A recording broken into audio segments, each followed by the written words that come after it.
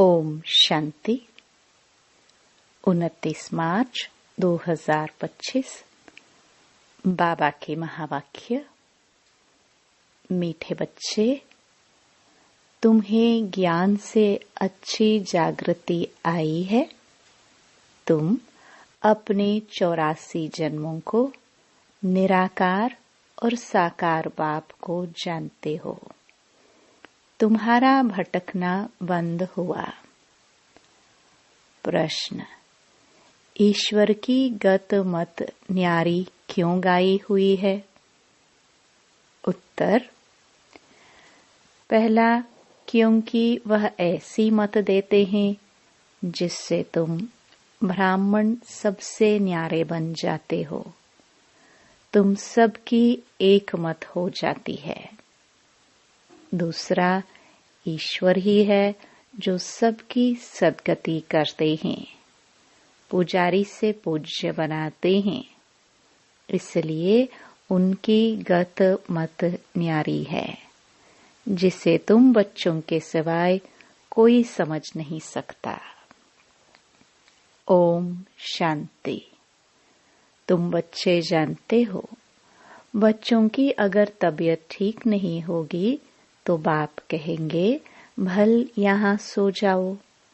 इसमें कोई हर्जा नहीं, क्योंकि सिखिलदे बच्चे हैं, अर्थात 5000 वर्ष बाद फिर से आकर मिले हैं। किसको मिले हैं? बेहद के बाप को। यह भी तुम बच्चे जानते हो, जिनको निश्चय है बरोबर हम बेहद के बाप से मिले हैं, क्योंकि बाप होता ही है एक हद का और दूसरा बेहद का। दुख में सब बेहद के बाप को याद करते हैं। सतयुग में एक ही लौकिक बाप को याद करते हैं, क्योंकि वहाँ है ही सुखधाम। लौकिक बाप उसको कहा जाता है जो इस लोक में जन्म देता है। पारलौकिक बाप तो एक ही बार आकर तुमको अपना बनाते हैं। तुम रहने वाले भी बाप के साथ अमरलोक में हो, जिसको परलोक परम धाम कहा जाता है। वह है परे ते परे धाम। स्वर्ग को परे ते परे नहीं कहेंगे। स्वर्ग नरक यहाँ ही होता है।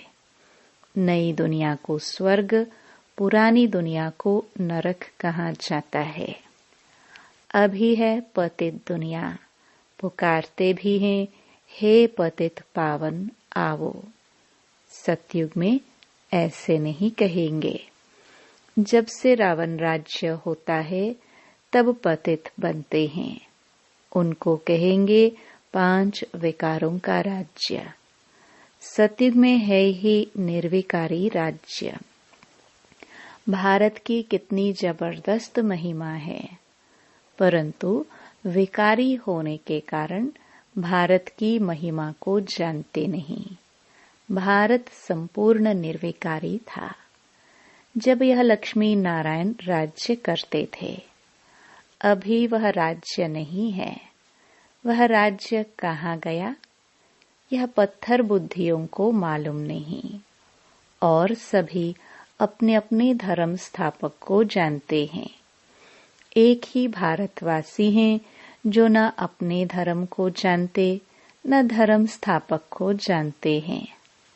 और धर्म वाले अपने धर्म को तो जानते हैं, परंतु वह फिर कब स्थापन करने आएंगे यह नहीं जानते। सिख लोगों को भी यह पता नहीं है कि हमारा सिख धर्म पहले था नहीं। गुरु नानक ने आकर स्थापन किया तो जरूर फिर सुखधाम में नहीं रहेगा। तब ही गुरु नानक आकर फिर स्थापन करेंगे, क्योंकि वर्ल्ड की हिस्ट्री ज्योग्राफी रिपीट होती है ना। क्रिश्चियन धर्म भी नहीं था, फिर स्थापन हुई। पहले नई दुनिया थी, एक धर्म था, सिर्फ तुम भारतवासी ही थे। एक धर्म था, फिर तुमको 84 जन्म लेते लेते यह भी भूल गए हो कि हम ही देवता थे। फिर हम ही 84 जन्म लेते हैं। तब बाप कहते हैं, तुम अपने जन्मों को नहीं जानते हो, मैं बतलाता हूँ। आधा कल्प राम राज्य था, फिर रावण राज्य हुआ है। पहले है सूर्यवंशी घराना, फिर चंद्रवंशी घराना राम राज्य। सूर्यवंशी लक्ष्मी नारायण के घराने का राज्य था, जो सूर्यवंशी लक्ष्मी नारायण के घराने के थे। 84 जन्म ले अभी रावण के घराने के बने हैं। आगे पुण्य आत्माओं के घराने के थे, अभी पापात्माओं के घराने के बने हैं। 84 जन्म लिए हैं, वे तो 84 लाख कह देते। अब 84 लाख का कौन बैठ विचार करेंगे, इसलिए कोई का विचार चलता ही नहीं। अभी तुमको बाप ने समझाया है, तुम बाप के आगे बैठे हो। निराकार बाप और साकार बाप दोनों ही भारत में नामी ग्रामी हैं। गाते भी है, परंतु बाप को जानते नहीं है। अज्ञान नींद में सोए पड़े हैं। ज्ञान से जागृति होती है। रोशनी में मनुष्य कभी धक्का नहीं खाते, अंधियारे में धक्के खाते रहते। भारतवासी पूज्य थे, अब पुजारी हैं। लक्ष्मी नारायण पूज्य थे ना, यह किसकी पूजा करेंगे? अपना चित्र बनाए अपनी पूजा तो नहीं करेंगे, यह हो नहीं सकता। तुम बच्चे जानते हो हम ही पूज्य, सो फिर कैसे पुजारी बनते हैं? यह बातें और कोई समझ नहीं सकते, बाप ही समझाते हैं। इसलिए कहते भी हैं, ईश्वर की गत मत न्यारी है।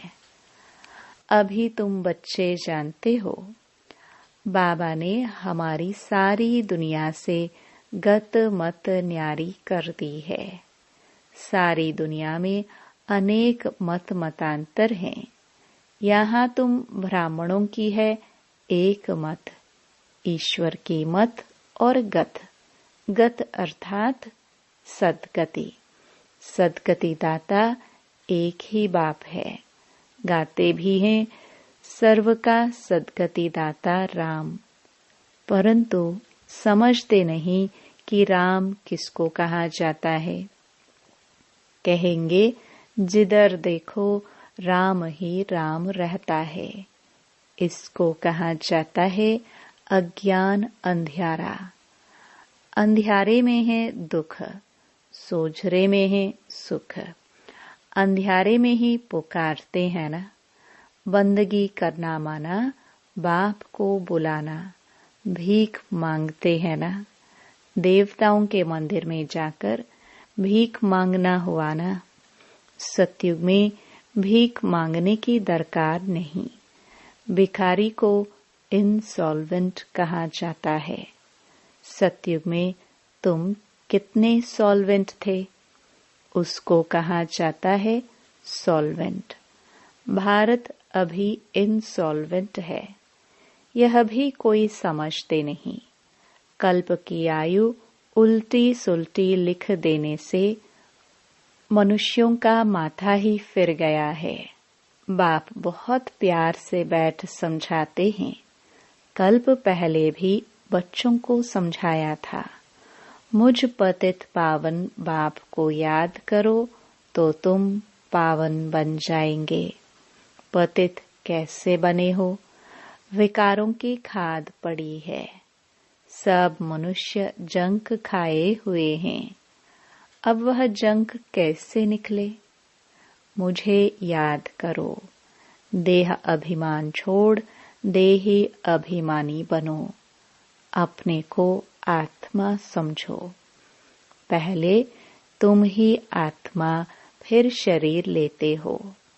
आत्मा तो अमर है, शरीर मृत्यु को पाता है। सतयुग को कहा जाता है अमर लोक, कलयुग को कहा जाता है मृत्यु लोक। दुनिया में यह कोई भी नहीं जानते कि अमर लोक था, फिर मृत्यु लोक कैसे बना। अमर लोक अर्थात अकाले मृत्यु नहीं होती, वहां आयु भी बड़ी रहती है। वह है ही पवित्र दुनिया। तुम राज ऋषि हो। ऋषि पवित्र को कहा जाता है। तुमको पवित्र किसने बनाया? उनको बनाते हैं शंकराचार्य, तुमको बना रहे हैं शिवाचार्य। यह कोई पढ़ा हुआ नहीं है। इन द्वारा तुमको शिव बाबा आकर पढ़ाते हैं। शंकराचार्य ने तो गर्भ से जन्म लिया, कोई ऊपर से अवतरित नहीं हुआ। बाप तो इनमें प्रवेश करते हैं, आते हैं, जाते हैं, मालिक है, जिसमें चाहे उनमें जा सकते हैं। बाबा ने समझाया है, कोई का कल्याण करने अर्थ मैं प्रवेश कर लेता हूँ। आता तो पतित तन में ही हूँ ना, बहुतों का कल्याण करता हूँ। बच्चों को समझाया है, माया भी कम नहीं है। कभी कभी ध्यान में माया प्रवेश कर उल्टा सुल्टा बुलवाती रहती है, इसलिए बच्चों को बहुत संभाल करनी है। कईयों में जब माया प्रवेश कर लेती है तो कहते हैं मैं शिव हूँ, फलाना हूँ। माया बड़ी शैतान है। समझदार बच्चे अच्छी रीति समझ जाएंगे कि यह किसका प्रवेश है। शरीर तो उनका मुकर्रर यह है ना, फिर दूसरे का हम सुने ही क्यों? अगर सुनते हो तो बाबा से पूछो, यह बात राइट है व नहीं। बाप झट समझा देंगे। कई ब्राह्मणियां भी इन बातों को समझ नहीं सकती कि यह क्या है। कोई में तो ऐसी प्रवेशता होती है जो चमाट भी मार देते, गालियां भी देने लग पड़ते। अब बाप थोड़े गाली देंगे। इन बातों को भी कई बच्चे समझ नहीं सकते। फर्स्ट क्लास बच्चे भी कहाँ कहाँ भूल जाते हैं। सब बातें पूछनी चाहिए, क्योंकि बहुतों में माया प्रवेश कर लेती है। फिर ध्यान में जाकर क्या क्या बोलते रहते हैं, इसमें भी बड़ी संभालना चाहिए। बाप को पूरा समाचार देना चाहिए। फलाने में मम्मा आती है, फलाने में बाबा आते हैं। इन सब बातों को छोड़ बाप का एक ही फरमान है कि मामेकम याद करो। बाप को और सृष्टि चक्र को याद करो। रचयिता और रचना का सिमरण करने वाले की शक्ल सदैव हर्षित रहेगी। बहुत हैं जिनका सिमरण होता नहीं है। कर्म बंधन बड़ा भारी है। विवेक कहता है, जबकि बेहद का बाप मिला है। कहते हैं मुझे याद करो, तो फिर क्यों न हम याद करें। कुछ भी होता है तो बाप से पूछो, बाप समझाएंगे। कर्म भोग तो अभी रहा हुआ है ना, कर्मातीत अवस्था हो जाएगी तो फिर तुम सदैव हर्षित रहेंगे। तब तक कुछ न कुछ होता है। यह भी जानते हो, मिरुआ मौत मलु का शिकार, विनाश होना है। तुम फरिश्ते बनते हो। बाकी थोड़े दिन इस दुनिया में हो, फिर तुम बच्चों को यह स्थूल वतन भासेगा नहीं। सूक्ष्म वतन और मूल वतन भासेगा। सूक्ष्म वतन वासियों को कहा जाता है फरिश्ते, वह बहुत थोड़ा समय बनते हो, जबकि तुम कर्मातीत अवस्था को पाते हो। सूक्ष्म वतन में हड्डी मांस होता नहीं। हड्डी मांस नहीं तो बाकी क्या रहा? सिर्फ सूक्ष्म शरीर होता है। ऐसे नहीं कि निराकार बन जाते हैं, नहीं, सूक्ष्म आकार रहता है। वहां की भाषा मूवी चलती है। आत्मा आवाज से परे है। उसको कहा जाता है सटल वर्ल्ड, सूक्ष्म आवाज होता है। यहाँ है टॉकी, फिर मूवी, फिर है साइलेंस। यहाँ टॉक चलती है। यह ड्रामा का बना बनाया पार्ट है। वहाँ है साइलेंस, वह मूवी और यह है टॉकी। इन तीन लोगों को भी याद करने वाले कोई विरले होंगे।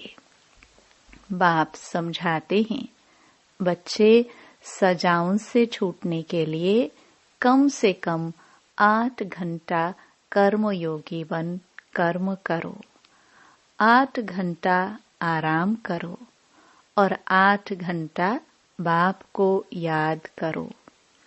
इस प्रैक्टिस से तुम पावन बन जाएंगे। नींद करते हो, वह कोई बाप की याद नहीं है। ऐसे भी कोई न समझे कि बाबा के तो हम बच्चे हैं ना, फिर याद क्या करे। नहीं, बाप तो कहते हैं मुझे वहां याद करो, अपने को आत्मा समझ मुझे याद करो। जब तक योग बल से तुम पवित्र ना बनो, तब तक घर में भी तुम जा नहीं सकते। नहीं तो फिर सजाए खाकर जाना होगा। सूक्ष्म वतन मूल वतन में भी जाना है, फिर आना है स्वर्ग में। बाबा ने समझाया है, आगे चल अखबारों में भी पढ़ेगा, अभी तो बहुत टाइम है। इतनी सारी राजधानी स्थापन होती है, south, north, east, west, Bharat का कितना है। अब अखबारों द्वारा ही आवाज निकलेगा। बाप कहते हैं मुझे याद करो तो तुम्हारे पाप कट जाएंगे। बुलाते भी हैं, हे पतित पावन लिबरेटर, हमको दुख से छुड़ाओ। बच्चे जानते हैं ड्रामा प्लान अनुसार विनाश भी होना है। इस लड़ाई के बाद फिर शांति ही शांति होगी, सुख धाम हो जाएगा, सारी उथल पाथल हो जाएगी। सतयुग में होता ही है एक धर्म, कलयुग में है अनेक धर्म। यह तो कोई भी समझ सकते हैं। सबसे पहले आदि सनातन देवी देवता धर्म था। जब सूर्यवंशी थे तो चंद्रवंशी नहीं थे, फिर चंद्रवंशी होते हैं। पीछे यह देवी देवता धर्म प्राय लोप हो जाता है। पीछे फिर और धर्म वाले आते हैं। वह भी जब तक उन्हों की संस्था वृद्धि को पाए तब तक मालूम थोड़े ही पड़ता है। अभी तुम बच्चे सृष्टि के आदि मध्य अंत को जानते हो। तुमसे पूछेंगे सीडी में सिर्फ भारतवासियों को क्यों दिखाया है? बोलो, यह खेल है भारत पर। आधा कल्प है उन्हों का पाठ, बाकी द्वापर कलयुग में अन्य सब धर्म आते हैं। गोले में यह सारी नॉलेज है। गोला तो बड़ा फर्स्ट क्लास है।